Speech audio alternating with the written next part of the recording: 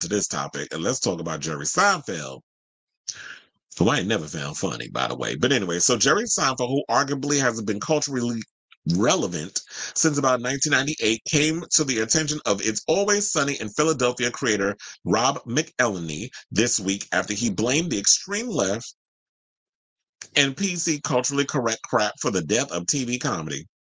The 70-year-old comedian was responsible for that unfunny, tired-ass, long-running sitcom Seinfeld, which launched in 1989. He went on to claim that many of the jokes in the series wouldn't be allowed to be broadcast if they aired today.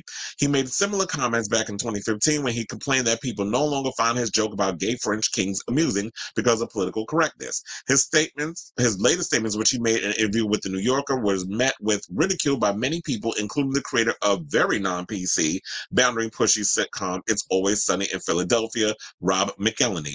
Always Sunny, as it's affectionately known by fans, first aired in 2005 and its 16th season premiere in June last year. There are at least 2 more seasons left to go. The series has been repeatedly renewed. In contrast, Seinfeld ran for just 9 seasons. Now, the show, for those of you who have not seen it, follows a group of some of the worst, most sociopathic, appalling, narcissistic sociopaths in the history of television. Charlie, played by Charlie Day, Mac, played by Rob McElhenney, Dennis, Glenn Howerton, Dee, played by Caitlin Olsen, and Frank, played by Danny DeVito, otherwise known as The Gang, who run a dive bar called Patty's Pub.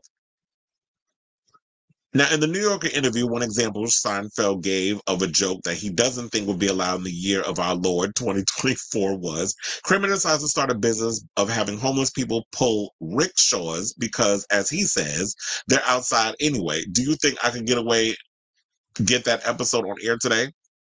Let me answer that. I do think you can. And I've always said this when it comes to comedy. Comedy is subjective. Now, here's the thing. I actually love It's Always Sunny in Philadelphia. I really did not start getting into the show until last year, actually. My roommate was binge watching it.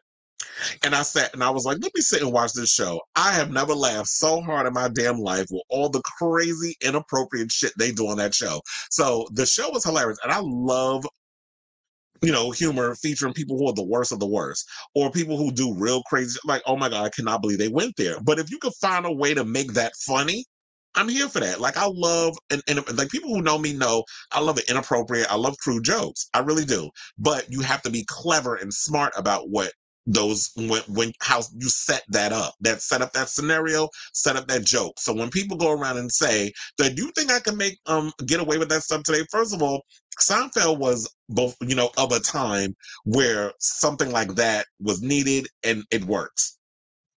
Now, yeah, the show came out in 89. So that's like what, over 30 something odd years ago,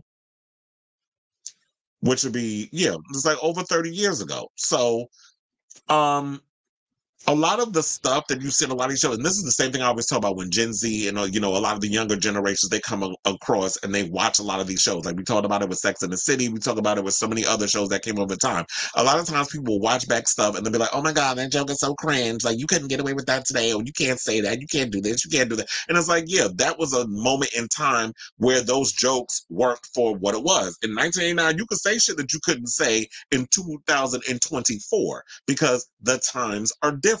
But you can always tell a crude joke. You can always be funny and unapologetic or whatever, but you have to be creative in trying to make that work. But to me, Jerry Seinfeld is giving what he's always given. His whole comedy is shrouded in bitching, moaning, and whining about things that's going on in life. First of all, we already know that Seinfeld, the show basically was about a bunch of damn nothing. Like there's no, like if you would ask anybody what is a plot of Seinfeld, that show, nobody would be able to tell you because the show never had a fucking premise. The premise was it was a show about nothing. That's basically why the show was popular. And so it would be, the core 4 of that cast that would be caught up in whatever scenario they was caught up in. So let me look for what Robert McElhenney said. Okay, so he actually posted it on Twitter. So let me pull that up. Please hold. We have to say please hold like I'm a phone operator. So it was like Jerry Seinfeld says he would be able to do many jokes from Seinfeld in today's world. And then his answer was probably. It said one would be Kramer decides to start a business, blah, blah, blah, so on and so forth. So I don't know. So yeah, he just said probably on that sort of thing. So I don't feel like that was a big deal. But anyway, so some of the replies were absolutely chef's kiss, with one person writing, "It's always the comedians like Seinfeld and that Goat Boy guy and Roseanne that have nothing going on who are whining about cancel culture." Another added, "So funny to see people like him say you can't make a show like that today, as if It's Always Sunny hasn't been doing this shit for like 15 years and it's still just funny as ever. If you punch up and not down, people tend not to get mad at the jokes." Absolutely, and that's what I'm saying. Is like if you punch up, and that punching up basically means if you are creative, if you find a creative way to make that crude joke funny, but don't talk down to your audience or have to punch down and be real nasty and mean spirited about it, if you can find a clever way of doing it, which is what they do on It's Always Sunny in Philadelphia, then it works. That's why I love people like, I'll use for example, I don't really pay attention to a lot of straight comedians. Like, okay, Chris Rock, I feel like his comedy is not as strong as it was back in the day. But Chris Rock does like the crazy the crazy jokes or whatever ways, like unapologetic way he says. But I'll use people from our community. I'll use Bianca Del Rio, who's a comedian, an insult comic. I love the stuff that Kathy Griffin does. She's not LGBT, but a lot of her comedy is geared towards that community because her biggest audience are the gays. Or Lady Bunny, who is a friend of mine, and she does a lot of reads everybody, goes after everybody and under the sun. However, the one thing I like about those comedians is that they allow you to come and throw shade back at them.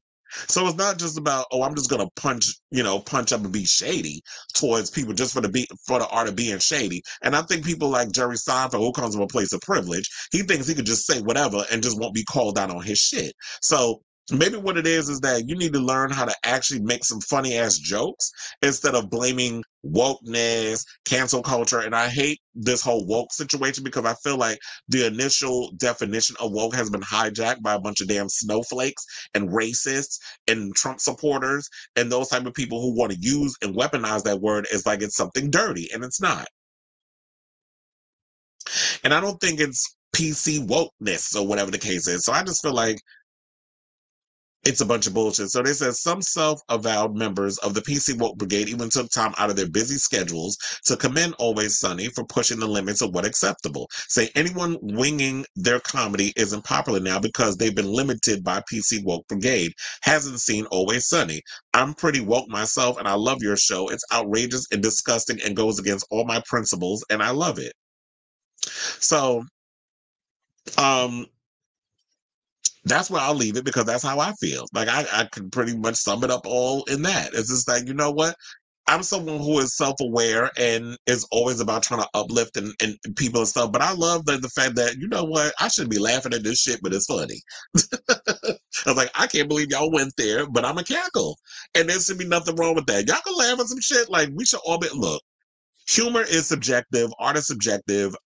If you want to laugh, laugh. But as long as it's not hurting anybody, then I have no problem with it. But let me know what you guys think of this story down below. Child, I tell you, I ain't never liked Seinfeld, so I definitely had to bring this up. And to me, it's like him bitching, and I bet you it's probably because he did that Netflix movie with Melissa McCarthy, and that's probably gonna be another damn turd. Because as much as I love Melissa McCarthy, that girl ain't made a good damn movie in years. So I could definitely tell you that even though Netflix just back up the Brinks truck to everybody and anybody that want to create content, I already know that movie's probably gonna be a piece of shit.